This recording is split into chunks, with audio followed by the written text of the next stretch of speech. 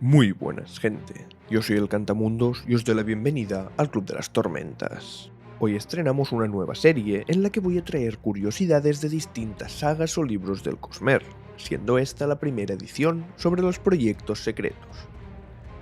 En cuanto al formato que va a tener, mi idea es que no se centre únicamente en curiosidades de lore, que a esto están más enfocados los vídeos más específicos como los de referencias al Cosmere, sino que tenga también curiosidades de fuera.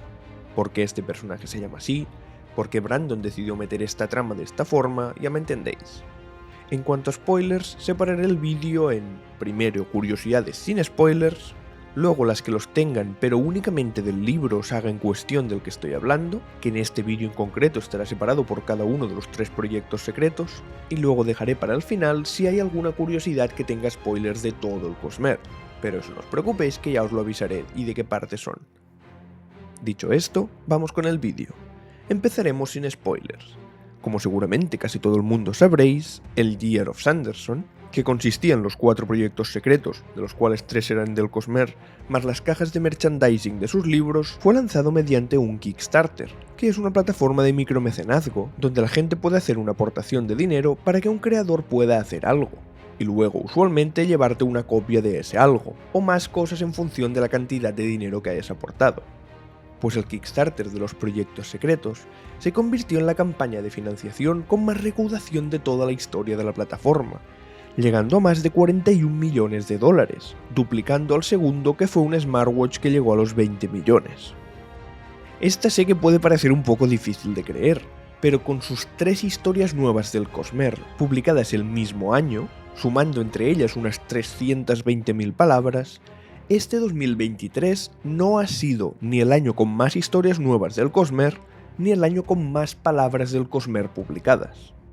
El primer caso, el de más historias diferentes, lo tuvimos en 2016, teniendo Brazales de Duelo, Nacidos de la Bruma Historia Secreta, Arena Blanca Volumen 1 y Danzante del Filo.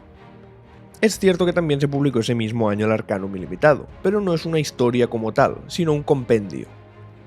Por otro lado, el año con más palabras publicadas fue 2020, que pese a contar con solo 2 historias, Danzante del Filo y El Ritmo de la Guerra, entre ambas suman más de 510.000 palabras. Y ahora y así, pasemos a libros específicos. Si solo has leído alguno de los proyectos secretos pero no todos, te dejaré los tiempos en la descripción del vídeo para que puedas ir al que quieras. Iremos por orden de publicación. De Trenza del Mar Esmeralda, empezamos con el nombre del planeta, Lumar, que no fue escogido por Brandon, sino por su director de arte, Isaac Stewart, quien intentó buscar algo que sonara a cuento de hadas, ya que la trama iba a basarse mucho en la princesa prometida. Siguiendo con el punto del nombre, una curiosidad que no está confirmada, pero que muy probablemente sea así, es que el nombre del planeta viene de la combinación de las palabras luna y mar, Lumar, ya que son los 2 elementos de la naturaleza más importantes de este libro, como podrían ser las tormentas en el Archivo de las Tormentas. Ya sabemos además que no sería la primera vez que usa nombres latinos o de lenguas provenientes del latín, como es el caso de Odium, que en la versión original se llama también así, no se llama Hate, como podría parecer lo más lógico. Sigamos. Una de las motivaciones que llevó a Brandon a escribir este libro fue su fascinación por el fenómeno de la fluidización, que es lo que ocurre en los mares de Lumar, que un elemento granular, como pueden ser las esporas o la arena de la playa, actúa como un líquido cuando pasa aire a través de él. Es tal su fascinación por ese fenómeno que llegó a hacer un vídeo de YouTube junto a Mark Rober, probablemente el youtuber de ciencia y tecnología más grande del mundo con casi 30 millones de seguidores. En este vídeo ponían a prueba en un entorno real ese efecto y demostraban cómo se comporta la arena de la playa cuando le inyectas aire. Si queréis verlo, os lo dejo en la descripción. Siguiente. Como mucha gente ya sabréis, el libro de Trenza fue un regalo que le hizo Brandon a su esposa, por lo que cuando lo presentó, le preguntaron si Trenza y Charlie estaban basados en él y Emily, y él dijo que un poco. No es que estos personajes sean una biografía suya, pero sí que es cierto que Emily, al igual que Trenza, es una persona pragmática, pensadora y que no le gusta nada imponerse, hasta el punto que si tuviera una herida, se sentiría mal de que los médicos tuvieran que molestarse en prestarle atención. Por otro lado, lo de Charlie siendo una persona que no sabe cuándo parar de hablar y contar sus historias, pues sí, eso está basado en el propio Brandon. Sigamos. Aquí tenemos una curiosidad que no está realmente en el texto, sino que sale de una imagen del libro, concretamente de la última. Cuando vemos que la hechicera estaba intentando maldecir a Trenza, dibuja el Aon Shao, que se usa para crear ilusiones o transformar cosas, así que lo más probable es que quisiera hacerle algo así a nuestra protagonista. Y por último, una curiosidad del dragón Chisis, y es que este fue un personaje que ya conocíamos de antes, y no me refiero a ningún Ars Arcanum, sino a una World of Brandon de 2020, 3 años antes de la publicación de Trenza, en la que le preguntaron a Sanderson si había algún personaje del Cosmere cuyo nombre empezara por la letra X, y él dijo que sí, que era Chisis y que nos lo iba a mostrar en algún momento. Además, dio pistas apuntando a su posible naturaleza de dragón, diciendo que era originario de Yolen, pero que no era humano, dejando como opciones principalmente un Shodel o un dragón. Pasemos ahora al segundo proyecto secreto, Yumi y el pintor de pesadillas. Aquí tenemos otra curiosidad relacionada con el nombre, en este caso de su coprotagonista, Yumi. Como ya os habréis dado cuenta si lo habéis jugado, hay parte de la historia del libro que está inspirada en el videojuego Final Fantasy X, que es a la vez uno de los videojuegos favoritos de Brandon. Pues partiendo de esto, él mismo confirmó que el personaje de Yuna fue el que inspiró el nombre de Yumi. Además, curiosamente, otra inspiración del libro es el manga Hikaru no Go, que va de un tablero de Go con un espíritu maldito, pero lo interesante aquí es que su autora se llama Yumi J. Vamos ahora con curiosidades del hombre iluminado. El personaje de Celion se ha convertido en el primer, y por el momento único, personaje del Cosmere en ser introducido en un medio que no fuera un libro o una novela gráfica, ya que su revelación, aunque por aquel entonces no sabíamos quién era, fue en el Kickstarter de las miniaturas del Archivo de las Tormentas.